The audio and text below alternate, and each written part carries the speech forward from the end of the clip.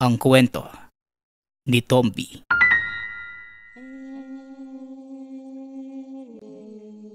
Ang kwentong ito ay hango sa totoong buhay. Mula ito sa isa nating tagapakinig. Karanasan ito ni Onat. Walang eksaktong taon. Probinsya ng Capiz. Nang mga panahong ito, malayo ang tingin ni Mang Narding habang nakatambay sa bakuran. Tahimik ang paligid. Ngunit malakas na nadidinig sa isipan ang boses ng mag-ina na nitong nakaraang buwan lamang na maalam. Dinaramdam hanggang sa mga oras na ito ang sakit ng pagkawala ng mga mahal sa buhay. Ang labis na panghihinayang ay ang katotohanan na isa itong antingero. Ngunit walang nagawa para iligtas ang mga ito laban sa lupit ng aswang. Noong araw na nagbubuntis ang asawa, 2 beses silang sinubok ng aswang. Ngunit hindi ito nagtatagumpay dahil nasa tahanan lamang siya na mga sandaling yun.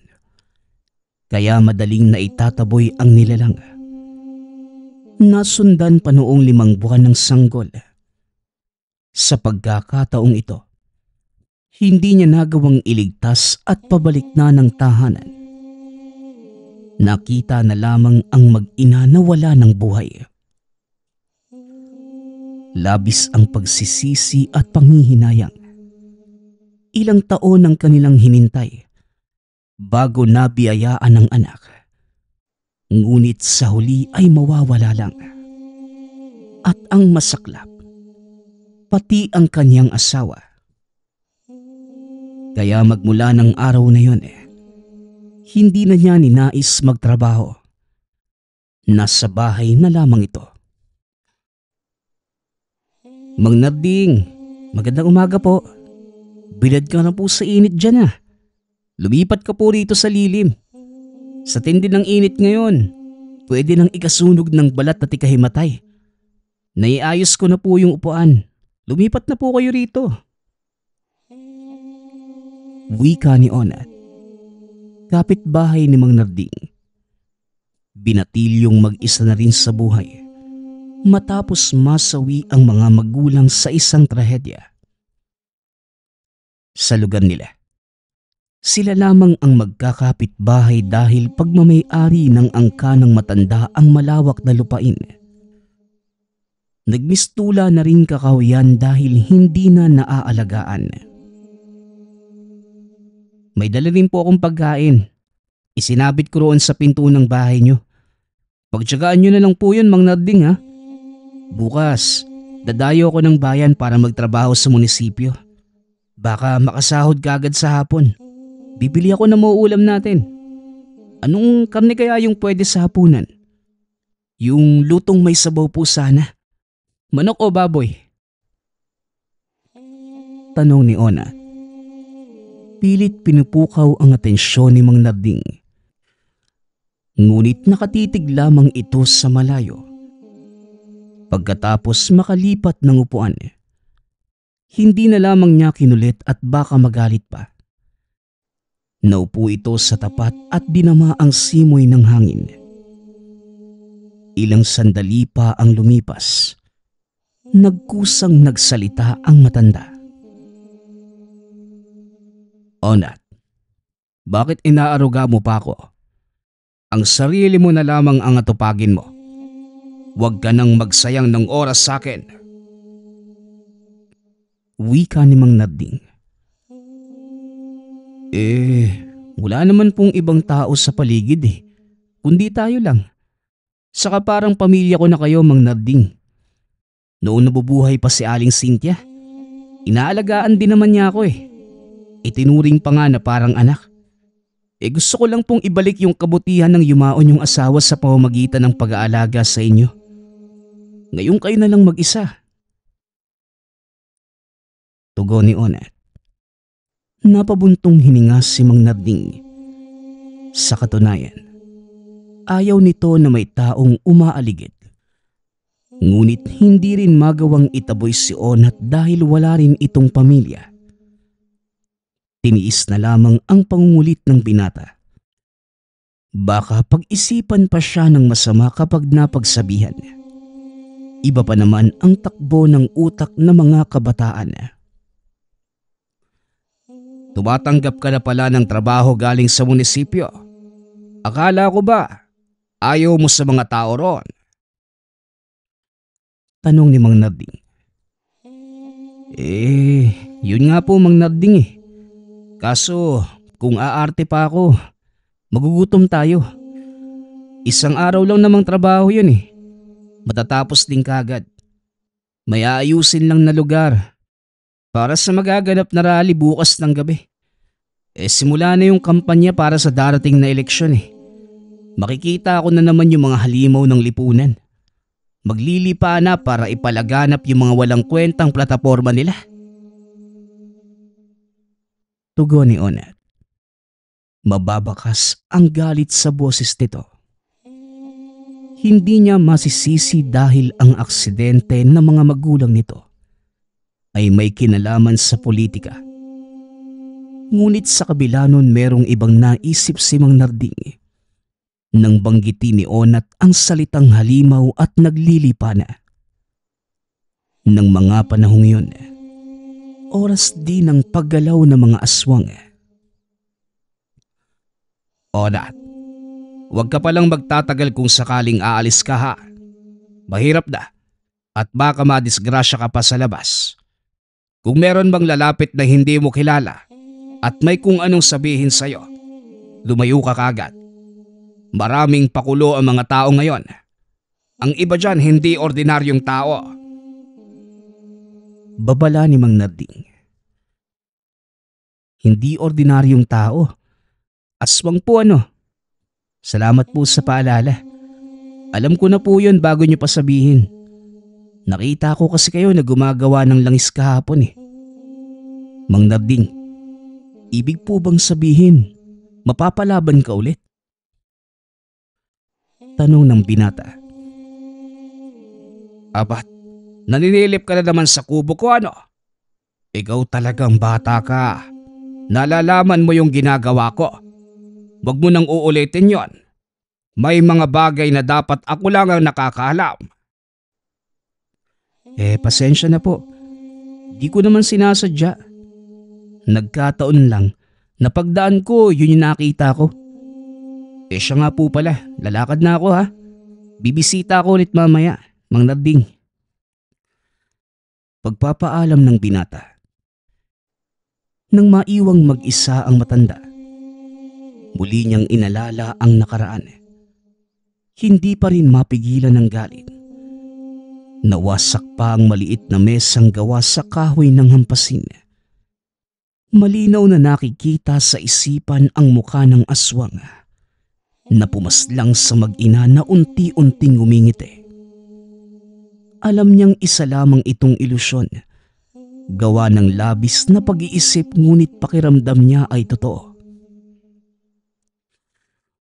Kumanda kang hayop ka. Sa susunod na magtagpo ang landas natin, sisiguraduhin kong ibabaong kita ng buhay. Wika ni Mang Narding. Pagsapit ng gabi ay dumating na si Onat. May dalang pagkain at iilang prutas. Pinagsaluhan nila ito sa hapunan. Hindi naman maiwasang magtanong ni Mang Narding. Dahil sa dami ay malaking salapi rin ang magagastos. Wala kang trabaho, pero ang dami mong binili, Onat. Anong diskarte ang ginawa mo? Baka mamaya may kalokohan ka ng pinasok ha. Di po Mang Narding. Nagpunta po ako sa pamilihan kanina para makabili ng kaunting bigas. Tama namang nakasalubong ko si Tia Midret. Kapatid ni nanay. Mayaman yun eh. Naawa sa akin kaya binigyan ako ng pera. Binili ko nito para naman makakain din na masarap kahit minsan. Siya nga po pala. Sa bahay muna siya pansamantalang tutuloy. Nag-away daw kasi sila ng asawa niya eh. Wala namang ibang malapit na kaanak. Ako lang. Ayos lang po kaya yun, Mang Narding? Tanong ni Onat. Bakit ako ang tinatanong mo? Hindi naman yan sa bahay ko tutuloy, tama ba? Ikaw, ayos lang ba sa'yo? Kung ako lang ang magpapasya patuloyin mo na. Babae siya. Kawawa naman kung kani-kanino makikituloy. Baka gawan pa ng masama. Wika ni Mang Narding. Sinabi ko naman po sa kanya na pwede siyang tumuloy sa bahay anumang oras niya gustuhin. Bukas pa darating. Kasi kinakailangang magpakonsulta sa doktor. Nagdadalang tao po Wika ni Onat. Diretsyong napatitig si Mang Narding sa kanya. Ilang sandaling natigilan. Hindi inaasahan na buntis ang manunuluyan. Yun naman pala Dapat mo siyang tanggapin dahil mas delikado sa panahon ngayon ng mga buntis. Wika ng matanda. Nagsimula na ring kabahan dahil kasagsagan na ng paglipana ng mga aswang. Kagaya ng sinabi ni Onat, nakituloy nga sa tahanan ang tiyahin nitong buntis. Hindi pa gaanong malaki ang tiyan kahit 7 buwan dahil panganay pa lamang. Binalaan din ito ni Mang Narding na kung maaari ay huwag dalasan ng paglabas. Sa lugar nila ay marami ding mga elemento sa tabi-tabi. Hindi man malakas ang banta sa tao, ngunit gusto lamang makasigurado. Mang Narding, nang bibiktima po ba ng buntis yung mga elemento? Kagaya ng engkanto at saka duwende? Yan lang naman po yung nadidinig ko dito sa lupain nyo, hindi ba? Tanong ng binata. Hindi natin alam, Onat. Pero mabuti nang sigurado tayo para walang pagsisihan sa dulo. Bantayan mong maigi ang buntis. Huwag iwawala sa paningin. Tatapating kita, Onat. Hindi maganda ang kutob ko lalo na panahon ngayon ng paglabas ng mga aswang. Kaya kung maaari, makinig ka lamang sa akin. Seguridad at kaligtasan ng tiyahin mo ang prioridad natin ngayon. Hanggang kailan ba siya sa bahay ninyo? Hanggang sa mga anak lang siguro, Mang Narding. Yun po yung sabi ni Tia Masamang masama yung loob sa asawa niya kaya naggaganyan. Ganun ba, iho? Mahabang panahon pala ang kakailanganin para bantayan yan. O siya, umuwi ka na sa inyo para mabantayan ang tiyahin mo. Wika ni Mang Narding. Nagpaalam ang binata. Dali-dali namang naghanda ng pangontra si Mang Narding. Pagkatapos, pumunta sa kabilang bahay upang mailagay ang mga ito. Abang isinasabit sa mga bintana at pinto ang pangontra.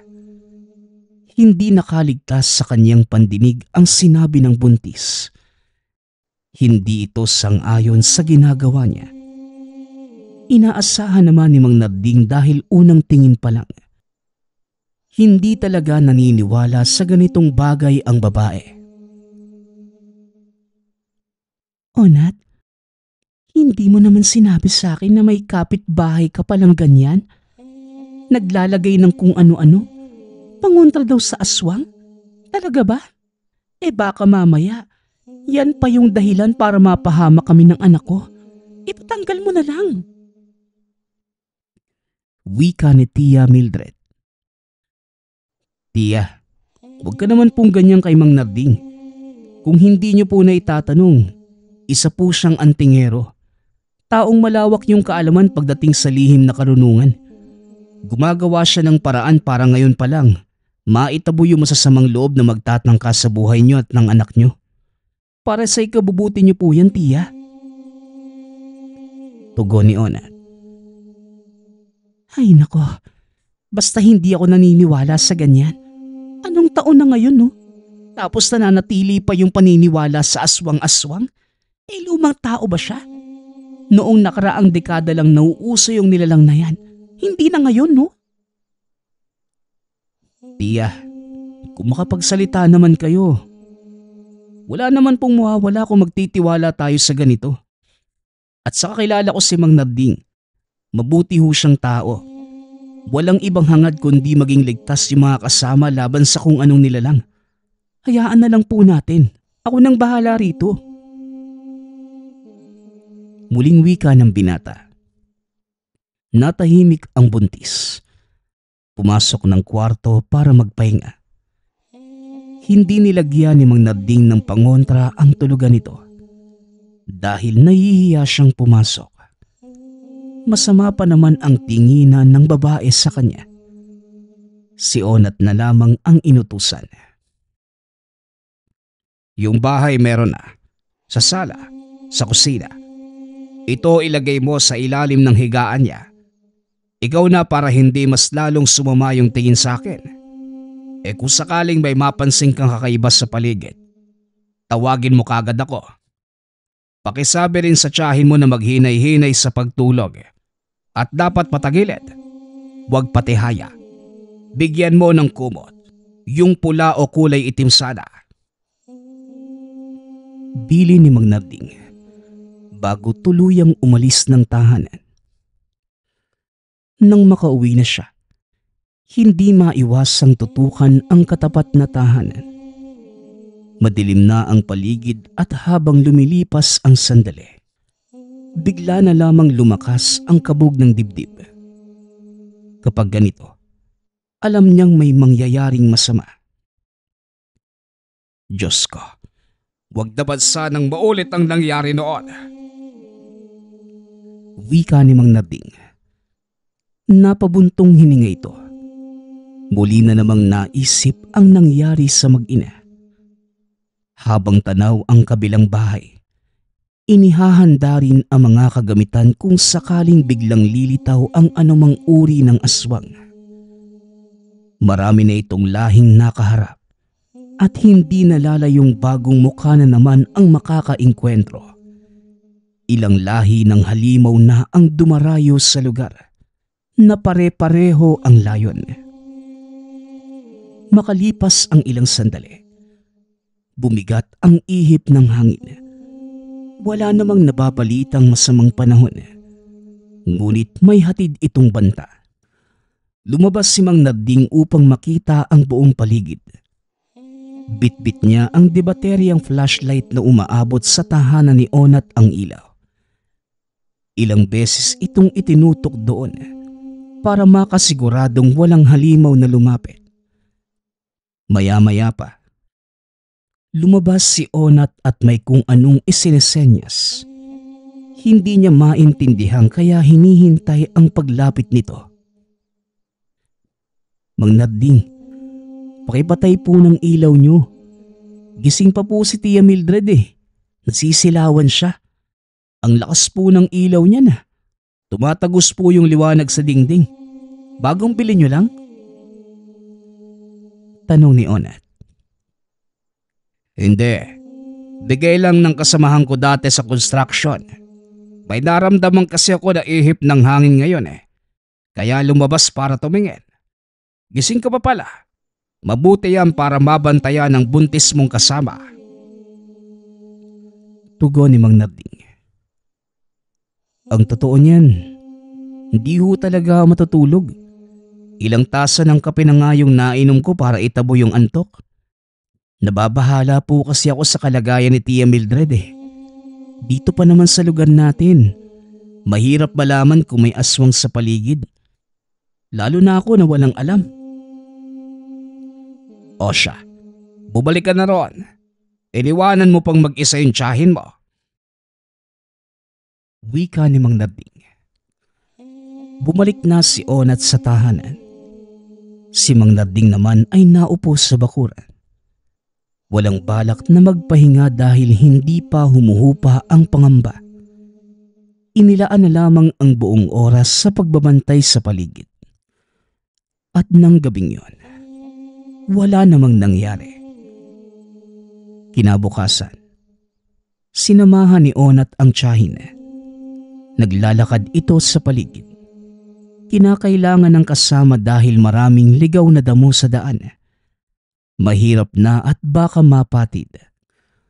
Matumba at tumama kung saan-saan ang tiyan. Sa kabilang banda naman, palihim ding nagbabantay si Mang Narding. Kahit may araw na hindi pa rin makampante. Ilang sandali lang ang lumipas, bumalik na ng tahanan ang tiyahin ni Onat. Masyado nang tirik ang araw at napapagod na ring kakalakad.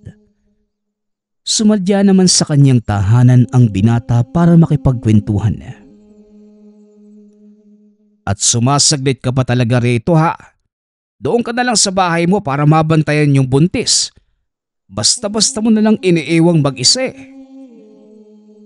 Wika ni Mang Narding. Mang Narding, may pangontra naman sa bahay. Kaya na yun. De, biro lang. Mataas pa naman po yung sikat ng araw kaya wala pa sigurong aswa ngayon. Ito talagang si Mang Narding.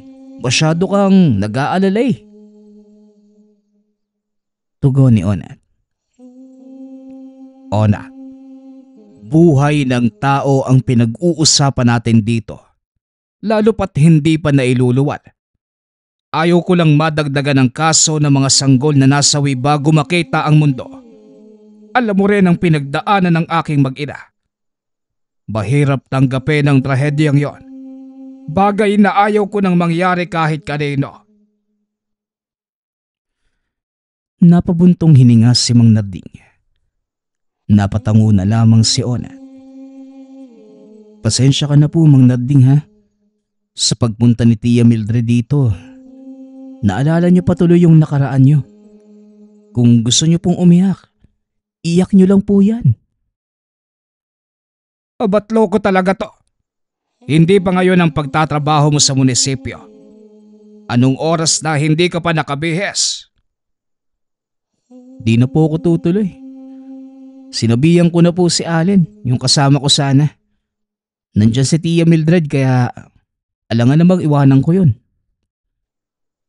Mabutit inaalala mo ang kapakanan ng buntis. Teka, sino naman yung mga yan? Papunta sa bahay nyo. Tanong ni Mang Narding. Nang mapansin ang ilang kababaihang papalapit. Malayo pa lamang ang mga ito. Ngunit tinatahak ang daan papunta sa kabilang tahanan. Yung babaeng nauna, kapatid yun ni Tia Mildred sa ama. Si Tia Susie. Makakatrabaho rin yata yung kasunod. Nabanggit kasi sa akin na dadalaw kapag nakalipat. Puntahan ko po muna, ha. Babalik ako mamaya. Tugon ng binata. Lumakad na ito para salubungin ang mga bisita. Nakikiramdam lamang si Mang Narding. Nang walang mapansing kakaiba sa bagong dating. Inatupag na ang ibang gawain. Maghapong kwentuhan ang naging ganap sa tahanan ni Onat. Maging ang binata, nakisali na din sa usapan. Magaan ang pakikitungo ng kakarating pa lamang na tiyahin. Pati na ang kasama nitong dalawa. Mga kasamahan sa trabaho. Umalis din ang mga ito pagsapit ng hapon. Mang Narding, ito po ulam mo. Dinuguan at saka adobong manok. Bigay po yan ng katrabaho ni Tia Susie. Marami kasi kaya naisipan kong dalhan ka. Nagapunan ka na po ba? Tanong ni Onat.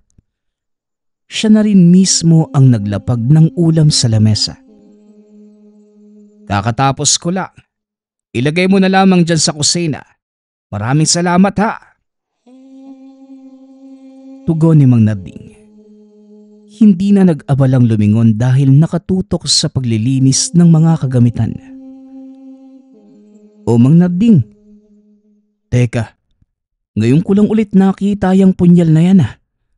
Di ba, yan po yung gawa sa sungay ng kalabaw? Mukhang handa ka na ulit makipagbakbakan sa mga nilalang, ha. Nakahanda ka na eh. Hindi tuloy ako makapaghintay na makita kayo makipagtuos. Ang lupit po kasi ng mga galawan nyo eh. Nililinis ko lang, Ona. Kinapitan na ng alikabok. Nakahanda na rin ito para kung sakaling may maglakas loob diretso na. Siya nga pala, kumusta ang mga bisita mo? Sa bahay ba matutulog? Tanong ni Mang Narding. Hindi po. Nakauwi na sila kanina bago dumilim. Maarte kasi yung datingan ng isa nilang kasama eh. Ayaw matulog sa papag tapos wala pang ilaw. Alam mo Mang Narding, maganda naman sana kaso parang may mali eh. Magaan naman siya kausap. Maayos yung pakikitungo. Pero parang may kakaiba talaga. Hindi ko mailarawan ng mabuti kasi hindi ko rin maintindihan eh. Wika ni Onat. Natigilan si Mang Narding sa ginagawa at humarap sa binata. Teka Onat, paano mo nasabing kakaiba? Sabihin mo sa akin ng dahan-dahan at baka sakaling maintindihan ko. Yung mga mata niya, noong tinitigan kong mabuti parang baliktad yung refleksyon sa paligid. Tapos kung lalapit ka ng husto, amoy malansa. Umiiwas pa nga sa pagkaing inihahanda ko eh. Yung dala lang niya yung kinakain. Kung makaalok pa sinisiguradong kakainin mo. Tugon ni Onat. Naalerto si Mang Narding sa sinabi nito. Dali-daling nagpunta sa kabilang bahay upang suriin ang kalagayan ng buntis. Nagulat pa ang babae sa biglaan niyang pagpasok at paghawak sa tiyan. Bastos ka? Bigla ka na lang nangahawak? Onat, ilabas mo ang taong yan kung hindi tatawag ako ng pulis. Napakabastos eh. Sigaw ng babae. Saka mo na lang ako ipapulis kapag nasigurado kong ligtas ang bata sa sinapupunan mo. Maupo ka. Bilis! Onat, kumain ba ang tiyahin mo sa dalang pagkain ng mga bisita kanina? Nasaan ang tira? Tanong ni Mang Narding.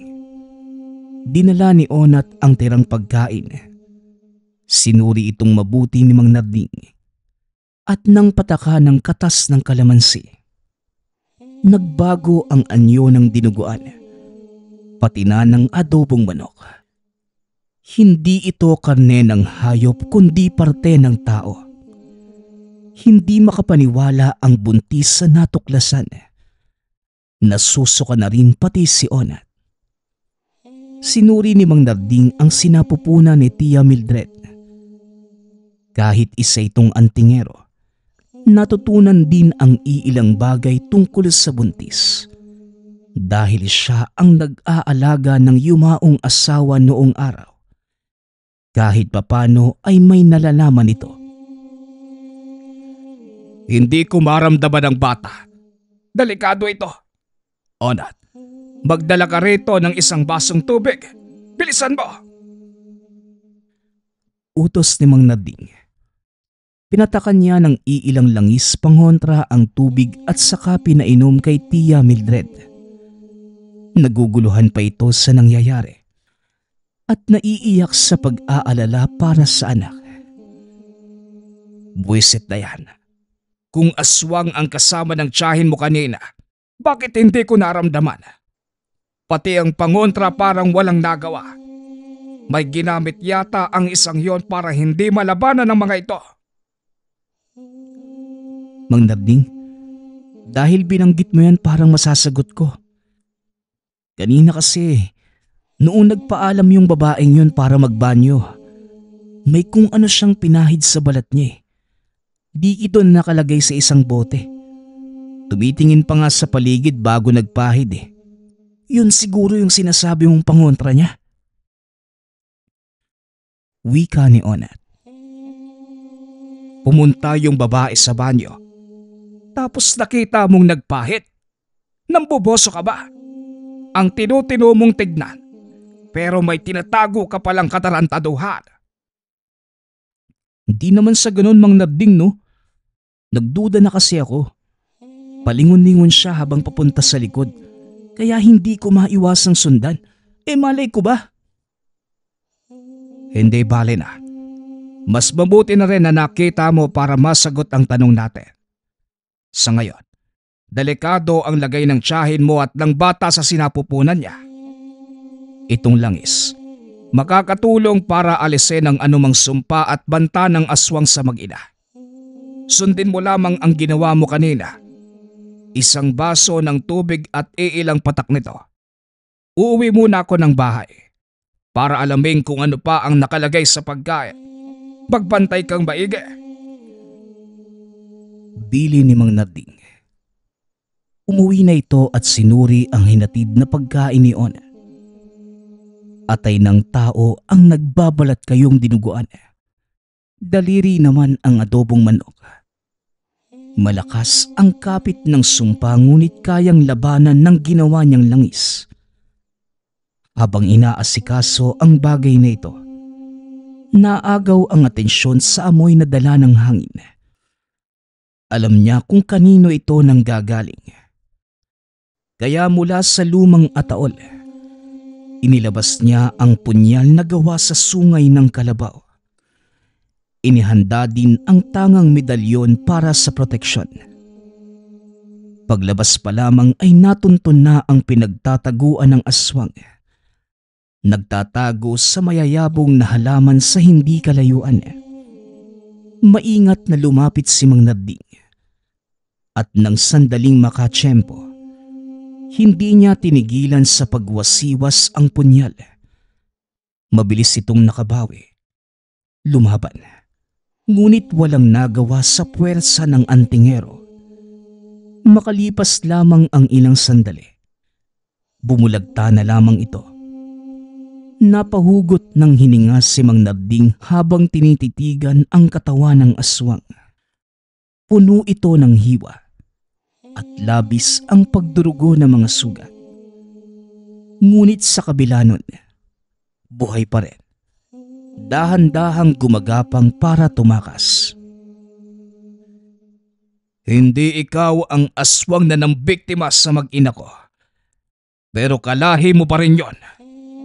Mga hayop kayo. Mga demonyo. Mga walang hiya. Wika ni Mang Narding. Patuloy lamang ito sa pagwasiwas sa punyal. Inilabas ang lahat ng galit sa pamamagitan na rin ng pagsigaw. Patuloy lamang ito at hindi tinigilan hanggang sa mapagod ang kamay. Mang Narding, ikaw po ba yan? Ano naman po yung ginagawa niyo rito? Mang Narding, gabi na po ah. Anak ng... aswang? Aswang po ba yan? Aswang nga. Wika ni Onat nang maklaro ang nakabulagta. Oo, aswang nga yan. Lalapitan pa eh. Kumusta yung tiyahin mo? Wala ba siyang nararamdaman kanina? Mga ilang minuto ang nakalipas. Tanong ni Mang Narding. Kanina, nagrereklamo siya. Hindi mapakali pero nawala rin naman. Pinainom ko na rin ng tubig at saka langis. Mang Narding, ano na yung balak mo sa aswang na yan? Napakabaho eh. Hindi ko man lang nasaksihan kung paano mo nilabanan. Doon ka na nga. Balikan mo yung buntis at baka mapano. Iniwan mo na namang mag-isa eh. Alis na! Pagtaboy ni Mang Narding.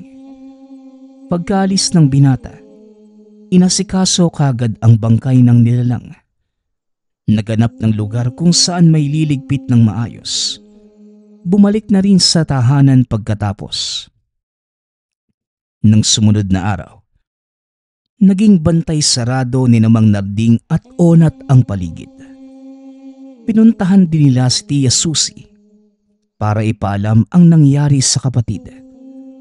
Nalaman din na hindi na mahagilap ang babaeng katrabaho, yung aswang na ng biktima.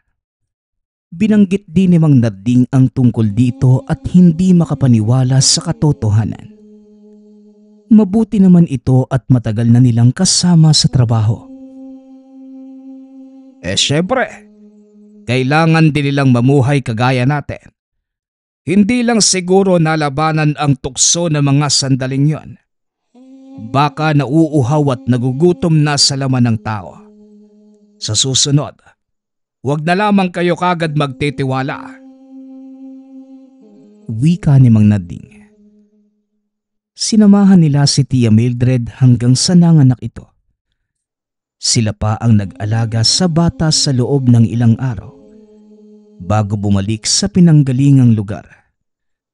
Naging mabuti na rin ang relasyon nito sa asawa. At dahil sa nangyari, kahit papano, gumaan ang pakiramdam ni Mang Nading nang makapuksa ng aswang. Inisip na lamang na yun ang nilalang na pumatay sa kanyang mag-ina. Sa pamamagitan nito, nabawasan ang bigat na daladala sa loob ng mahabang panahon. Ang susunod nating kwento ay mula sa isa nating tagapakinig. Taong 1982. Mabinay, Negros. Si Raprap ay abala tuwing dadating ang panahon ng Setyembre. Nangangalap ito ng mga gagamba. Sa edad 15, lahat na ng mga libangan noon ng mga kabataan ay naranasan ng binata. Ngunit gagamba talaga ang kinawiwilihan. Sa mga batang pinanganak ng dekada 80, alam nila na tuwing Setyembre ay tanyag ang kapistahan ng bais. Setyembre 10, ang pinakaiintay ng mga kabataan. Dumadayo pa ang mga ito sa ibang lugar upang paglabanin ang mga nahuli. Ayon sa binata, labis itong nakapagbibigay saya sa kanya. Malakas pumusta si Raprap, kaya naman pinipili niya talaga ang mga kalidad na insekto. Inilalaban niya yung malalaki at sobrang tapang. Itinuring na niyang manok ang mga alaga. Ngunit hindi niya inaasahan na dahil lamang sa kinaaaliwan, yun pala ang magiging dahilan ng matinding pagbabago sa pananaw ng binata, pati na rin sa buong pagkatao. Naaalala pa noon ni Raprap, kung hindi siya nagkakamali, huling linggo yun ng Agosto, nagkayayaan ng mga kaibigan niya na manguha ng gagamba. Kapuputok pa lamang ng araw at mamasa-masa pa ang mga damo dahil sa hamog. Hindi sanay si Raprap na may kasama. Ayon sa kanya, maingay ang mga ito at isa pa, maaaring mag-unahan pa sila sa paghanap ng gagamba. Kaya mas pinili ng binatang mapag-isa na lamang. Inuna niyang puntahan ang sariling sakahan at taniman ng mais. Madalang na ang mga gagamba ng mga oras na yon, at tila may naghanap na doon kagabi. Nagkalat pa ang mga bakas ng sirang sapot. Kaya napagpasyahan ng binatang pumunta na lamang sa pulang lupa. Medyo may kalayuan ito sa kanila at bihira lamang ang nagpupunta sa lugar. Dahil ayon sa mga haka-haka, pinapamahayan ito ng kakaibang nilalang. Kaya alam ni Raprap na maraming gagamba doon at wala na siyang pakialam sa mga sinasabi ng ibang tao. Pasado 10:00 ng umaga, tirik na ang araw ng mga sandaling yon. Kaya hapong-hapo si Raprap at basa na ng pawis. May baon naman itong tubig at kanin na binalot sa dahon ng saging. Kaya kampante siya kahit matagalan man sa lugar. Habang papalapit sa pulang lupa, may ilan namang nakalap na gagamba si Raprap. Halos mapuno na niya ang sisidlan. Kaya kumuha ito ng tangkay ng saging at ginawa itong lalagyan. Nasa pagitan siya ng dalawang matarik na bundok. Binabaybay ang maliit na sapa. Hanggang sa may nakita siya na isang kubo hindi kalayuan sa kinatatayuan. Pansin niyang malinis ang paligid. Kaya inisip kagad ng binata na may taong nakatira sa lugar. Ngunit gawa ng nakaramdam na ng pagod at gutom si Raprap, Napagpasyahan niyang makisilong muna sa kubo. May nakita ito na isang tao na halos sing edad niya. Nakasilip doon sa bintana. Kinawayan pa ito ng binata. "Magandang tanghali, boy." Napadaan lang ako kaya huwag kang mahiya." Ngunit hindi tumugon ang batang lalaki. Sa halip, pinagsarahan pa siya ng bintana. "Ano ba naman yan? Ang suplado nun ah. Teka, siya lang kaya ang nakatira dito?" Hindi. Meron siyang kasama. Mahihain talaga ang apo ko. Hindi yan sanay at minsan lang din nakakakita ng mga napapadaan dito. Taga saan ka ba, iho? Hindi naramdaman ng binata ang presensya ng matanda kahit nasa tabi na niya ito. Nakaupo sa gilid ng puno at naglilikit pa ng tabako. "Ay Diyos ko po, nakakagulat naman po kayo. Ako nga po pala si Raprap. Taga baba, doon sa direksyong yun." Hindi na nagsalita ang matanda. Tumango lamang ito at tumingin sa malayo. Habang si Raprap naman, tila nawala na ang interes na kumain. Naiilang siya dahil tila ignorante at halatang naiilang sa kanya ang mga nakatira sa kubo. Kaya pinili na lamang niya na doon sa unahan kumain. May malaking batong nakaumbok. Kaya nagpa siya si Raprap na doon muna tumambay. Ngunit sa kasamaang palad, sumama noon ang panahon. Kumulimlim ang kalangitan at nagsimulang pumatak ang malakas na ulan. Mabilis na tumakbo si Raprap papasok ng kubo. Sumilong siya sa gilid ng tahanan. Ngunit narinig niya ang boses ng matanda mula sa loob at sinabing, pumasok na lamang ng bahay si Raprap. Sumilip ang binata sa bintana ngunit may kadiliman ang loob ng tahanan. Kaya wala siyang nakikita doon. Magpaganon pa man, kumabig papunta sa harapan si Raprap. Dahil bukas naman ang pinto ay pumasok siya sa loob. Pero bumungad sa kanya ang mapanghing amoy. Tila nang gagaling sa ihi sa banyo na hindi nalinis ng matagal na panahon. Nasa magkabilang kanto naman ng maglola. Tahimik lamang yung bata. At yung mga mata ay pilit inilalayo sa binata. Habang yung lola naman, nakangiti at may inaabot na tela sa kanya. Iho, tawagin mo na lang akong Aling Susa. At ito namang apo ko ay si Carlos. Ito, pahiran mo ang katawan mo nang hindi ka lamigan. Basa ka na ng ulan. Dapat pumasok ka na kaagad sa bahay. Dali-dali namang kinuha ni Raprap ang tela. Bagaman may kakaibang amoy, binaliwala na lamang yun ng binata. Akala noon ni Raprap ay kagad ding huhupa ang ulan. Ngunit nagpatuloy ito sa buong maghapon. Nang tanawin niya pa ang daan pauwi, halos hindi na niya ito makita. Dahil bukod sa malakas na ulan, makapal na din ang bumabalot na hamog. Hindi naman sila nag-uusap sa loob ng tahanan. Kapwa sila nag-aantay sa pagtila ng malakas na ulan. Hanggang sa, uuwi na lang po ako kahit maulan pa, Aling Susa. Sige po, maraming salamat . Nako iho, mukhang delikado pang umuwi sa ganyang sitwasyon. Baha ngayon sa daanan. Ay mo na lang at kapag ginabi ka, maaari ka namang manatili muna dito. Nang marinig yun ng binata, kaagad niyang napagtanto na totoo ang sinasabi ng matanda. Bumabaha at wala naman ibang daanan maliban sa tabi ng sapa.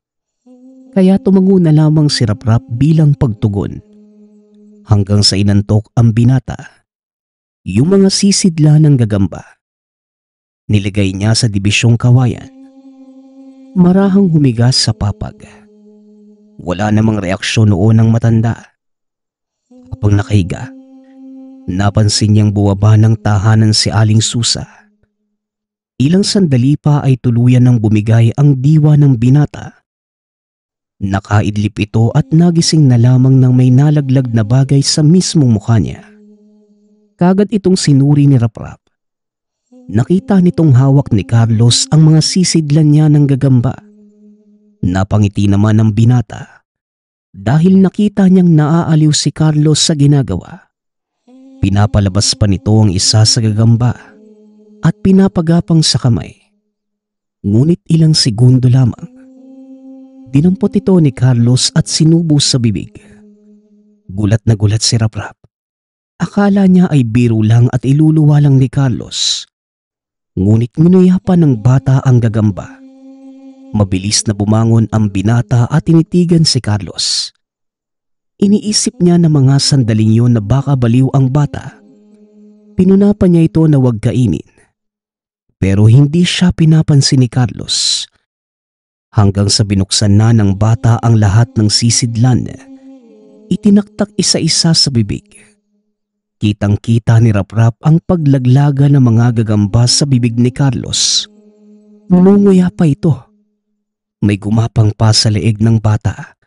Ngunit napisayo ng kunin ni Carlos at sinubo din sa bibig. Hindi nakagalaw si Raprap sa gulat at pandidiri. Kitang-kita ng binata ang tilamsik na mga pumutok na gagamba sa labi ni Carlos. Hanggang sa nakita siya ng bata. Nanlilisik ang mga mata nito habang nakatitig kay Raprap. Ano bang nangyayari sa'yo? Aling Susa! Aling Susa, si Carlos po! Ano bang nangyayari sa kanya? Sumili pa ito sa bintana ngunit wala naman sa labas ang lola ni Carlos. Gumapang pa sa sahig ang bata. Palapit sa kanya at tumutulo ang laway. Kapansin-pansin na tila may gagawin itong masama. Kaya naman mabilis na lumundag papunta sa pinto si Raprap. Inihanda ang sarili sa paglabas ng tahanan. Hanggang sa nakita niyang dumiretso si Carlos doon sa sulok. May kinuha na isang bayong. Nagtaka naman ng binata. Naisip na hindi siya ang pakay nito, kung hindi ang bayong. Ngunit laking gulat niya nang may dinukot si Carlos. Isang supot na tila laman ng hayop. Marahan itong binuksan ng bata. Nang tuluyang bumukas, bumungad kay Raprap ang nakakasulasok na amoy. Napakabaho, na tila amoy ng nabubulok na laman. Pinagmamasdan ni Raprap kung ano yon. Hanggang sa nagtayuan ang balahibo ng makita. Karne ito ng patay na pusa. Lumobo na ang tiyan na tila kinabag at yung balahibo. Lagas na at may naglalaglagang uod. Kadiri naman! Aling Susa! Aling Susa! Subalit hindi ito tumutugon. Marahil dahil yon sa ingay na nagmumula sa malakas na ulan. Hanggang sa yung hawak ni Carlos na patay na pusa. Inamoy-amoy nito at biglang kinagat ang tiyan. Hindi na kinaya ni Raprap ang mga nakikita. Kaya napapikit na lamang siya ng mga mata. Abot batok ang pangdidiring nararamdaman ng binata ng mga sandaling yun. Ilang sandali pa, nakarinig siya ng tila pumutok na supot. Pagdilat ng mga mata ni Raprap, galing pala ang ingay sa pumutok na tiyan ng pusa. Maniwala man kayo sa hindi, yung likidong tumatagas doon sa tiyan, sinasalo ni Carlos gamit ang bibig. Sarap na sarap ito sa dugo. Kinakalikot pa ang tiyan hanggang sa lumitaw ang mga bituka. Hindi na kinaya ng binata ang mga pangyayari. Ayon sa kanya, bahala nang mabasa siya ng ulan. Huwag lamang masilayan ang ginagawa ni Carlos. Hindi na niya sinuri pa ang kasunod. Kagad na siyang bumaba at sakto namang paparating na si Aling Susa. Habang payong ang malaking dahon ng saging at may bitbit na mga kamote. Oh, bakit ka lumabas? Bumalik ka sa taas. Napakataas na ng baha at sobrang lakas ng tubig. Pumunta ako doon sa baba. Hindi ka talaga makakauwi ngayon. Si Carlos po eh. Kinain ba naman yung mga gagamba ko? Tsaka tignan niyo po, kinakain din niya po yung pusa po ata yan. Nang marinig yun ng matanda, tila nagulat din ito at halata ang pag-aalala. Ibinaba ni Aling Susa ang bitbit na mga kamote. Tinitigan si Raprap at sinabing papasok ito ng tahanan. Pinasunod siya nito doon sa bandang silong ng mahogani. Bakit? Bakit po Aling Susa? Paumanhin, iho. Ako na ang humihingi ng pasensya. Ganito kasi, yan ang nangyayari kapag sinusumpong siya ng sakit niya. Sakit? Sa alin po? Sa pag-iisip? Parang ganun nga, iho. Huwag mo naman na sanang ipagsabi to kahit nakauwi ka na, ha? Sige po. Pero bakit may patay na pusa po? Sinadya niyo po ba yun? O namatay talaga yung pusa at itatapon na lang sana? Iho. Mahirap talagang ipaliwanag sa'yo ang sitwasyon. Bukod sa hindi ka maniniwala, dayo ka lang din dito. Kaya hindi na yun importante. Ngunit iginiit ni Raprap na gusto niyang malaman ng lahat. Ipinangako niya sa matanda na hinding-hindi niya ipagsasabi. Kahit maliit na detalyeng malalaman. Kaya naman napilitan na lamang si Aling Susa na sabihin ang katotohanan. Dito nabalot ng hilakbot si Raprap. Paano ba naman? Hindi ko talaga siya apo. Ang totoo, anak siya ng amo ko. Pero isinugod siya sa akin nang magkaroon ng sakit. Nayanggaw si Carlos o ang tinatawag nating aswang. Nahawaan ng sakit ng magbakasyon sa Iloilo. Isa kong manggagamot. Walang may alam dito sa lugar. Pero sa Bacolod kilala ko. Dito ko nga lang napiling manatili muna para makaiwas sa gulo na maaaring gawin ni Carlos habang sinasagawa ko ang gamutan. Dagdag nito, hindi niya inaasahang susumpungin si Carlos. Hindi na ito dinadalaw ng pagiging yanggaw mula noong 1 buwan. Ngunit paliwanag niya, baka napukaw ang pagkaaswang dahil kay Raprap. At yung hayop na nabubulok naman, isa itong maral o pusang gubat. Yun ay inihanda noon ni Aling Susa kung sakaling gutumin si Carlos. Ngunit dahil sa hindi na nga dinadalaw ng pagiging yanggaw, nabulok na lamang ito. Nangatog ang tuhod ng binata sa mga narinig. Hindi nakapagsalita at nagmistulang basang sisiw. Nais na niyang tumakbo ng mga oras na yon, pero hindi makagalaw ang katawan ng binata. Dagdag pa sa takot nito ang patuloy na pagsasalaysay ni Aling Susa. Ayon dito, dapat magamot muna si Carlos bago makauwi si Raprap. Dahil kung uuwi na ito ngayon, natatandaan na ni Carlos ang amoy ng binata. Lalo't ito ang pumukaw muli ng pagiging yanggaw ni Carlos. Maaring hanapin ito si Raprap hanggang sa madamay na ang buong pamilya at mga kapitbahay sa lugar. Po, hindi po pwede. Hahanapin ako ng mga magulang ko. Hindi naman kita maaaring paalisin. Kung aalis ka man, dito palang papatayin na lang kita. Sa madamay ang ibang tao sa ibaba. Nakikiusap ako, iho. Manatili ka muna. Gagamutin ko ngayon si Carlos sa iba namang paraan. Wag naman po. Bakit hindi na lang siya ang patayin niyo? Di ba aswang naman siya? Hindi pwede. Nakapangako na ako sa mga magulang niya. Isa pang dahilan, ang mga anak ko at apo doon nagtatrabaho sa panig ng amo ko. Sa ayaw mo at gusto, kailangan mong manatili sa lugar. Aantayin mo ang hudyat ko kung kailan ka maaaring makauwi. Wala nang nagawa pa si Raprap. Pinili na lamang niyang manatili, alinsunod sa mga sinabi ng matanda. Pagsapit ng gabi, saka pa lamang humupa ang ulan. Nakita niyang natutulog si Carlos pero nakausli ang sobrang tutulis na mga ngipin. Hindi niya ito napansin kanina. Wika niya sa sarili ay tumubo na lang yung bigla at nangitim. Habang si Aling Susa naman, nasa baba, sa gilid lamang ng pinto, nilalaga ang mga kamuting nakuha. Huwag kang matakot sa akin, iho. May ginawa ako sa kanya kaya nakatulog. Maya-maya lang kakain ka na. At anumang makita mo sa gagawin ko kay Carlos, tatagan mo ang loob mo. Huwag na huwag mong tatangkaing tumakas. Dahil kahit makauwi ka pa, masusundan at masusundan ka pa din ni Carlos. Napatango na lamang ang binata at hindi na nagsalita pa. Hindi niya maaatim na kumain ng mga sandaling yon. Lalo't sariwa pa sa isip niya ang nakakadiring pangyayari kanina. Malalim na ang gabi. Habang tulog ang bata, itinali ni Aling Susa ang mga paa nito sa haligi. Nagbungkahi naman ang matanda na huwag papasok ng bahay si Raprap.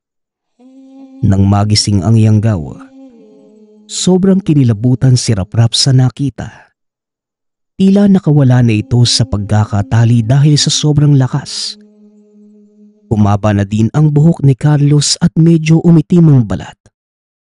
Maitim din ang buong mata kahit may liwanag pa ng gasera.